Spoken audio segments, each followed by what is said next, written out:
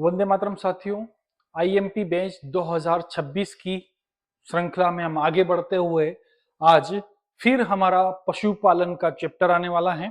यानी कि पशुपालन का चैप्टर नंबर 6 है ना, पशुओं की जांच, जिसे एग्जामिनेशन ऑफ एनिमल के बारे में हमें पढ़ना है। ठीक है, ये जो चैप्टर है ये भी आपका 4 नंबर का होने वाला है, इसलिए इसको भी बड़ी ध्यान से आपको पढ़ना है। कल का 4, आज का 4 बराबर 8, 100% गारंटी के साथ। ठीक है, तो हम बात करते हैं पशुओं की जांच के बारे में। किसके बारे में बात कर रहे हैं? पशुओं की जांच के बारे में। जांच का मतलब क्या होता है भाई? पशुओं की जांच करना है। क्या करना है? जांच करना है। इस जांच का मतलब क्या होता है ये बताइए।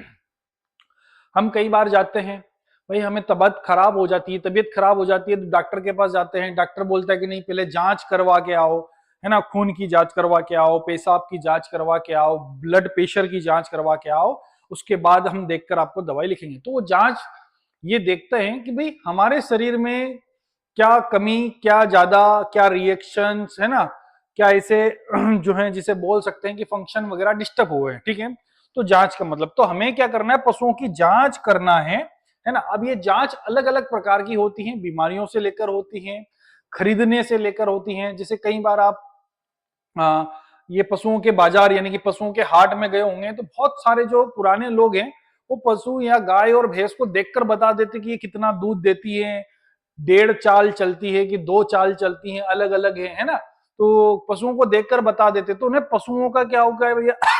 सॉरी, अनुभव हो गया है। क्या हो गया है? अनुभव हो गया है कि वो देखकर बता सकते हैं कि भाई ये जो है गाय या भैंस कितना दूध देगी। तो उसी को बोल सकते हैं एक तरह से कि अपनी दृष्टि से या अनुभव के साथ जांच करना। ठीक है, तो इसी प्रकार से हम पढ़ते हैं इन्हीं प्रकार के पशुओं को कैसे, कि भाई इसका सींग कैसा है ना, ये जो है पेट कैसा है, कौन सी नस्ल की है, इन सभी चीजों के बारे में अच्छी देख परख करना, उसे हम कहेंगे जांच। ठीक है, अब हम बात करते हैं आगे इस जांच वाले चैप्टर से क्वेश्चन की, कि क्वेश्चन क्या क्या बनने वाले हैं। तो सबसे पहला क्वेश्चन है कि पशु यानी कि या गाय या भैंस पूछ लिया जाएगा, गाय या भैंस जांच के उद्देश्य लिखिए। ज्यादातर गाय और भैंसों के बारे में ही जांच होती है अधिकतर। तो आपको ध्यान है, right the objectives of cattle examinations, यानी कि हम एग्जामिनेशंस की हम बात कर रहे हैं।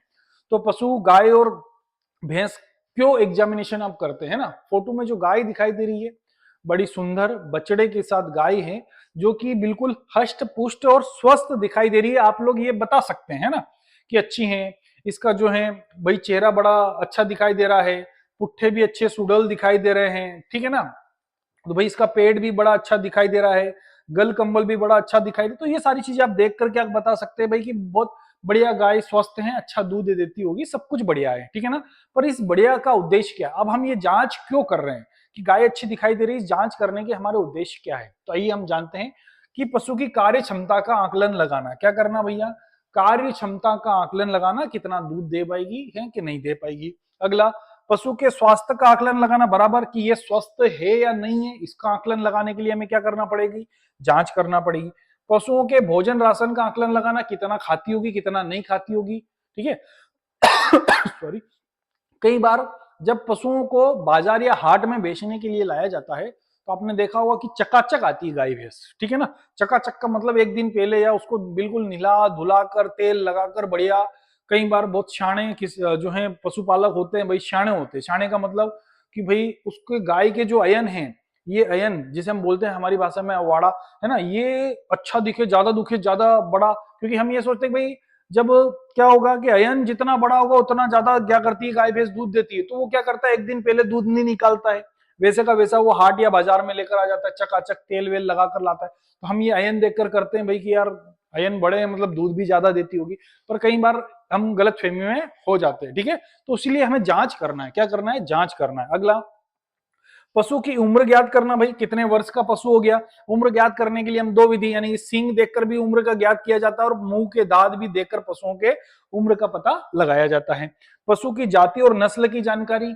अब ये तो भाई जब आप हम और पशु और गाय भैंस की नस्लों के बारे में जानेंगे तो हम देखकर ही बता देते हैं कि ये मुर्रा है, कि देसी है, कि एचएफ है ना, कि जर्सी है, इन सारी चीजों के बारे में। ठीक है, पशु के मूल्य का निर्धारण करना कि भाई अब जैसी अच्छी होगी वैसा उसका क्या होगा? मूल्य होगा।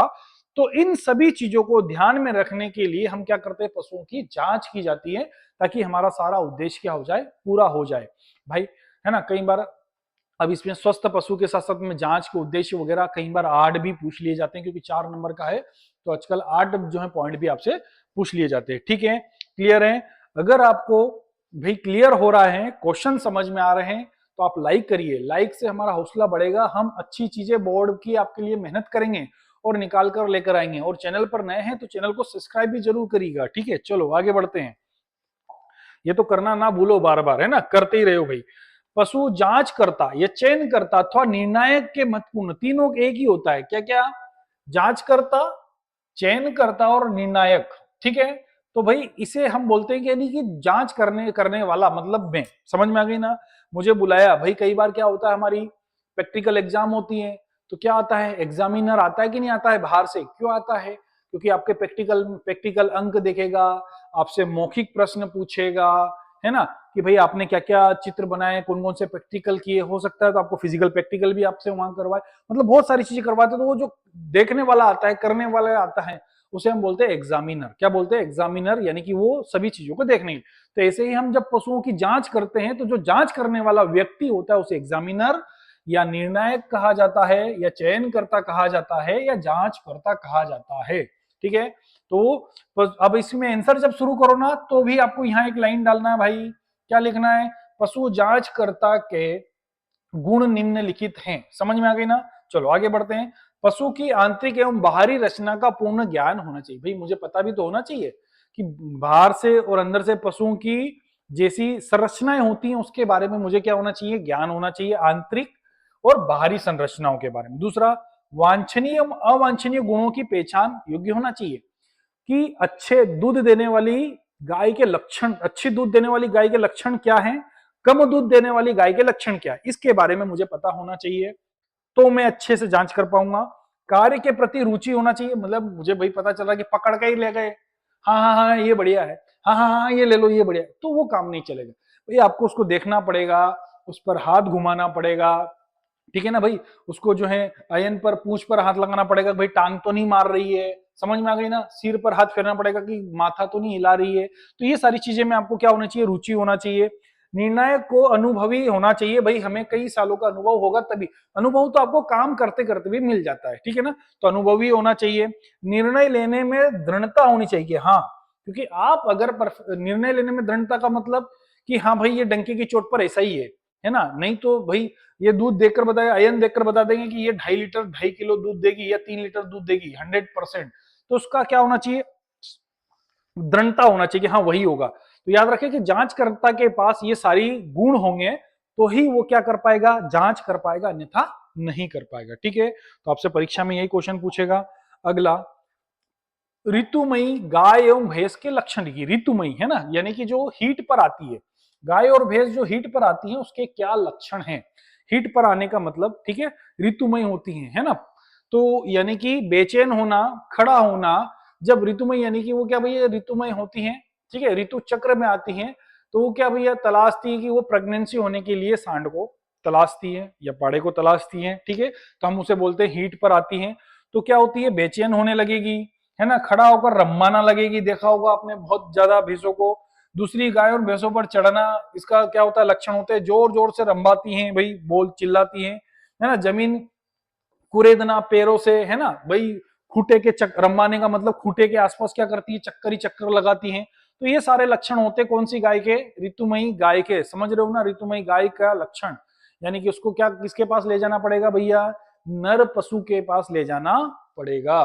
ठीक है, शरीर का तापमान बढ़ जाता है, क्या हो जाता है, शरीर का तापमान बढ़ जाता है, तो हम कई बार देखकर भी बता सकते हैं कि भाई ये ऋतुमयी हो रही है, समझ में आ रही है कि नहीं आ रही है ना, कि इस फोटो को देखकर भी हम बता सकते हैं कि गाय ऋतुमयी हो रही है नर पशु के पास, या फिर कई बार होता है कि एक दूसरे के ऊपर चढ़ना, देखा होगा आप लोगों ने, है ना, तो ये ऋतुमयी गाय के क्या होते हैं लक्षण, गाय या भैंस दोनों के लक्षण होते हैं। अगला लक्षण है भैया, गायों में पेशाब करने, गाय या भैंसों में पेशाब करने की प्रवृत्ति तीव्र हो जाती है, मतलब बार बार पेशाब करना शुरू कर देती है। ठीक है, भूख कम हो जाना, भूख भी कम लगती है भाई। दुग्ध उत्पादन एकाएक घटता है, मतलब धीरे धीरे क्या होती है, दुग्ध देने की क्षमता भी क्या होती है, धीरे धीरे घटती है। अगला फोटो देख रहे हो आप लोग, ये स्थिति तो आपने कई बार देखी होगी, अगर गाय भैंस, ये हम पशुपालक हैं या गांव में रहते हैं या कहीं भी रहते हैं, शहर में भी कई बार होती है। तो ये जो स्थिति होती है, तो ये स्थिति जब बनती है भाई कि पशु ज्यादातर ऋतुमय होता है, क्या होता है, ऋतुमय चक्र आता है या हीट पर आता है, तो ये स्थिति होती है। मैंने बताया कि भाई नर पशु के पास जाने की उसकी इच्छाएं होती हैं, उसे हम बोलते हैं ऋतुमयी के बारे में। ठीक है, तो पूछा जाता है ऋतुमयी गाय और भैंस के लक्षण लिखिए। अगला है पशुओं में गर्भावस्था के लक्षण लिखिए। अब ऋतुमयी, ऋतुमयी यानी कि अब वो भाई नर पशु से मिल गई, तो ये तो हो गया कि भाई ऋतुमयी के बाद वो नर पशु से मिल गई, यानी उस टाइम का जो रंभाना वगैरह जो था वो चक्र तो उसका शांत हो गया है।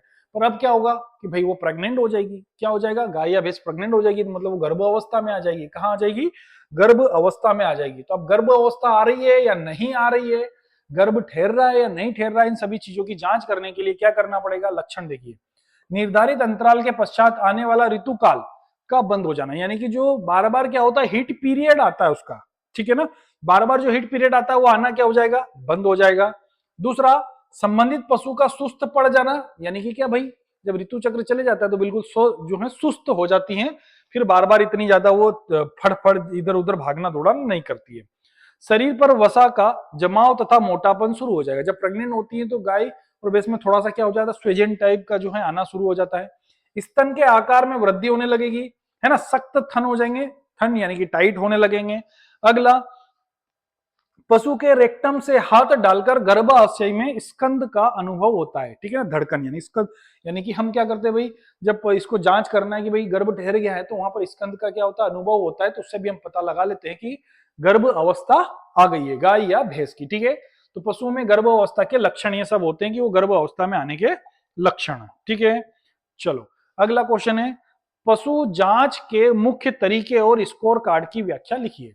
ठीक है, तो पशु जांच के मुख्य तरीके क्या क्या हो सकते हैं। ठीक है, अब स्वस्थ पशु जो है, इसमें स्वस्थ पशु और बीमार पशु के लक्षण तो हमने पढ़े ही है ना इसके पहले वाले चैप्टर में।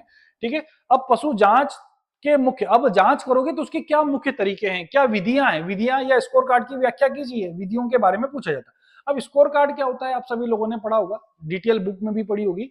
भाई स्कोर कार्ड तैयार करना है, स्कोर कार्ड का मतलब क्या हुआ कि आपने परीक्षा दी, ठीक है, तो परीक्षा आपने जो दी है तो उसमें आपका क्या स्कोर रहा है, कितने में से कितने नंबर लेकर आए, है ना। जैसे हमारा पेपर होता है 70 नंबर का, थ्योरी पेपर 70 नंबर का होता है, तो भाई 70 नंबर में भी अलग चीजें कि ऑब्जेक्टिव इतने नंबर के हैं, है ना, 2 नंबर के इतने नंबर हैं और 3 नंबर के वाले इतने क्वेश्चन है, तो सबको क्या करा, अलग अलग पार्ट में बांट दिया।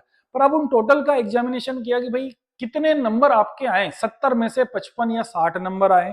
ठीक है, तो इसी प्रकार से हम गाय और भैंस के भी क्या करते हैं, अलग अलग भागों को बांट देते हैं। ठीक है, तो अलग अलग भागों में हमने क्या कर दिया, गाय और भैंस के सिर वाला भाग अलग होता है, ये गर्दन वाला भाग अलग होता है, ये धड़ वाला जो भाग होता है ये अलग होता है, ठीक है, पूंछ वाला जो भाग है ये अलग होता है, अगले पुट्ठे अलग होते हैं और पिछले पुट्ठे अलग होते हैं। तो सभी को क्या कर दिया, अलग अलग भागों में हमने बांट दिया। ठीक है, अब इसमें हम एग्जामिनेशन में करते हैं कि सिर के लिए हमने मान लो 25 नंबर दिए, टोटल नंबर कितने होते हैं, 100 नंबर, कितने होते हैं, 100 नंबर। फिर गर्दन के लिए हमने क्या कर दिया, अलग मान के चलो, गर्दन के लिए नंबर दे दिए जो है 15 नंबर दे दिए, अगले धड़ के लिए 20 नंबर दे दिए। तो ऐसे करके हम अलग अलग सभी पूंछ के लिए 10 नंबर दे दिए, अगले धड़ और देखकर 20 नंबर दे दिए। तो आप यहाँ जांच लगाओगे, क्योंकि हम ऐसे ही एग्जामिनेशन कर रहे हैं, तब जाकर आप पता कर पाओगे। 5 और 5 कितने हो गए, 10 की शून्य, 80 लाए 1, 2 और 1 3, 4 5 6 7 और 8 9, कितने नंबर मिल गए भैया, 90 नंबर। 100 में से 90 नंबर, यानी कि अच्छी सब कुछ अच्छा होना है तो 90 नंबर तो हम मिल जाते हैं, 100 में से 100 भी। तो ये होता है हमें क्या करना, जांच करता है, या स्कोर कार्ड। ठीक है, ऐसे स्कोर कार्ड हमको तैयार करना है। जैसे होता है कई बार कि हमने गाय और भैंस को ही बता दिया कि यार बहुत बढ़िया है यार, गाय तो दिखने में भी अच्छी लग रही है, कान अच्छे हैं, पैर अच्छे दिख रहे हैं, तो सामान्य स्वरूप के लिए भी हम क्या करते हैं, कई बार कई बार नहीं, सामान्य स्वरूप को देखकर यानी कि 30 नंबर दिए जाते हैं कि हाँ सब कुछ बढ़िया सुडोल दिख रहा है, तो हम उसको 30 नंबर का जो रहता है उसमें से कितने आपको देना है, 29 28, वो नंबर उस पर डिसाइड करते हैं। ठीक है, तो हम उसके बोलते हैं स्कोर कार्ड तैयार करना। अब बात करते हैं कि क्या क्या तरीके हैं, तो व्यक्तिगत चयन या समूह चयन करना। ठीक है, व्यक्तिगत चयन, समूह चयन आपने किया। दूसरा, वंशावली का चयन किया, उसकी वंश कौन सी है, ठीक है ना, गाय की जर्सी है, जैसा भी है वंश उसके बारे में। पारिवारिक उसका चयन करना है भाई, ठीक है, कि जो है गाय भैंस के झुंड में रहती है तो कैसे रहती है। ठीक है, दूसरा जो है संतान परीक्षण करना है, तो संतान परीक्षण का मतलब कि भाई इसके होने वाली संतान अच्छी दूध देने वाली है या नहीं है, उसके बारे में भी हमको पता करना है। और गुणांक विधि, क्या करना, गुणांक पत्र तैयार करना है। गुणांक विधि जो मैंने बताया अभी कि जो नंबर वगैरह दिए जाते हैं वो सब गुणांक विधि के अंतर्गत आते हैं। तो इन सारी चीजों को देखकर हम क्या करते हैं, स्कोर कार्ड तैयार करते हैं, पशुओं की जांच करते हैं। अलग अलग तरीके से ये पशुओं की जांच होती है, तो विधियों के नाम पूछे जाते हैं। ठीक है, तो आपको ये याद रखना भाई। चलो आगे बढ़ते हैं हम इसमें। तो गुणांक पत्र विधि, अब इसमें ज्यादातर पूछी जाती है गुणांक पत्र विधि, बहुत सरल होती है। ठीक है, तो गुणांक पत्र विधि के बारे में हम ज्यादातर इसमें पता करते हैं। तो गुणांक पत्र यानी कि स्कोर कार्ड तैयार करना है, तो पशु के वांछित गुणों को महत्व के अनुसार अंक देकर गुणांक पत्र तैयार किया जाता है। कौन से वांछित गुणों को, मैंने अभी बताया था आप लोगों को कि भाई सामान्य स्वरूप के लिए कितने नंबर, 30 नंबर दिए जाते हैं। अब उसमें से कितने आपको देना है ये आपके ऊपर डिपेंड करता है। ठीक है, उच्च अंक वाला पशु अधिक उपयुक्त माना जाता है, मतलब जिसको जितना अच्छा ना भाई, भाई परसेंटेज यानी कि जितना अच्छा जो बंदा कॉपी लिखेगा उतने अच्छे उसके क्या होंगे, परसेंटेज होंगे। तो भाई हम आकलन लगा सकते हैं कि भाई यार इसके 90% बने हैं तो पढ़ने वाला बच्चा होगा, अच्छा होगा तो अच्छा ही बोलेंगे।